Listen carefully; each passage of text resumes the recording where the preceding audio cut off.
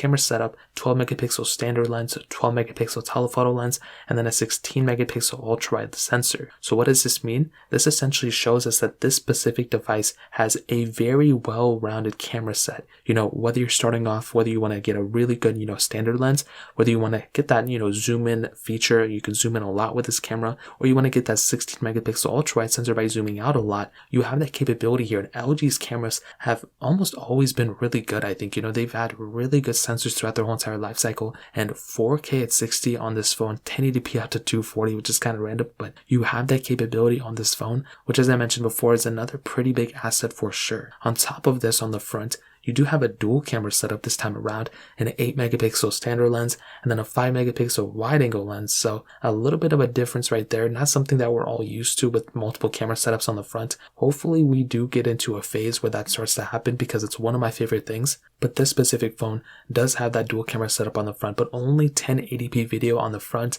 I don't think it's that big of a deal. Again, this phone came out in 2018, but it would have been cooler if we had 4K on the front. Even 4K at 30 would have been perfectly fine for me. But again, only 1080p. I think it's, time to switch it up a bit, but LG's not making phones anymore, so it doesn't really matter. But in terms of the camera, I think it's probably the strong suit. The software is great for these cameras. It's not great in general, but I think it's a pretty good camera for sure, and it still holds up the test of time in 2021.